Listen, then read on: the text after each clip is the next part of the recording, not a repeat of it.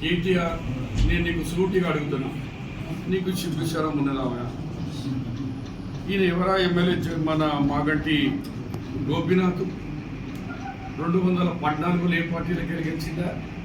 TDP నుంచి గెలిచింది. అప్పుడు సిగ్గు లేకుండా అతనికి ఎందుకు కలుపుకున్నా ఆ పార్టీలో? అప్పుడు సిగ్గు శరం రాలే నీకు? ఇవాళ మాటికి నువ్వు నేర్పించింది, నువ్వు గురువు. మంచి మంచి తెలంగాణకు సామెతగా ఖరాబ్ చేసింది నువ్వు, నీ నాయన.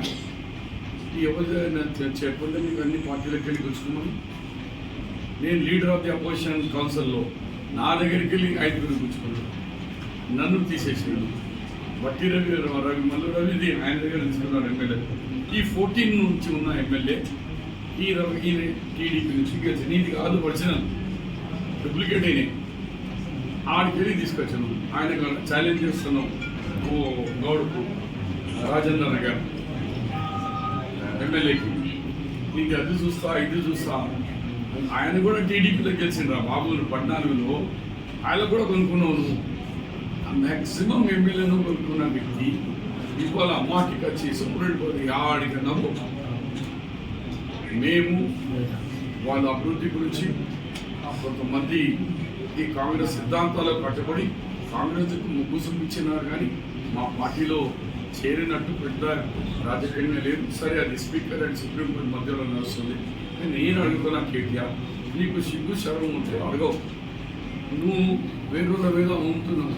ఒకసారి ఆకాశం మీద ఊదితే ఎవరి మీద పడుతుందా? మన మీదనే పడుతుంది.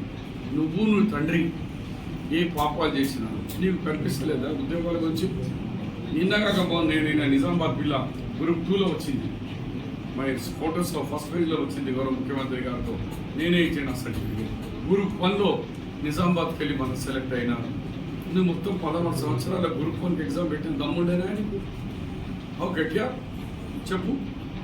గ్రూప్ 2 చేసినవా? ఇప్పుడు గ్రూప్ 3 ఎగ్జామ్ వస్తుంది. పోలీస్ రిక్రూట్మెంట్ అయింది, టీచర్స్ రిక్రూట్మెంట్ అయింది, నర్సెస్ రిక్రూట్మెంట్ అయింది, డాక్టర్ల రిక్రూట్మెంట్ అయింది, ఇంజనీర్ అయింది. ఇది అంతా కళ్ళలా కనిపిస్తలేదు నీకు. ఇది తెలంగాణ బిడ్డలు కానా వీళ్ళు? బిడ్డ ఇక నువ్వు ఏమో అనుకుంటున్నావు, కానీ ఈ ఎలక్షన్ తర్వాత నేను చేసిన పాపాలన్నీ బయటకు వస్తాయి. నువ్వు నీ నాయన ఏడ ఉండాలో ప్రజలు నీకు నిజమైన ఎక్కడ స్థలం ఉందో అక్కడికి నీకు పంపుతారు. మరి ఈరోజు ఇంత గ్రాండ్గా కార్యక్రమం నుడా చైర్మన్ గారు చాలా కష్టపడి తన 73 వర్క్స్లో మేము బ్రేక్ఫాస్ట్ లంచ్ ఏం చేయకుండా అప్ టు 5 o'clock వరకు నానిస్తా ఈ ప్రజా కార్యక్రమాల్లో వచ్చినారు. ఇలా పాల్గొన్న ప్రతి ఒక్కరికి, అధికారులకు, కలెక్టర్ గారికి, కమిషనర్ గారికి అందరికీ కూడా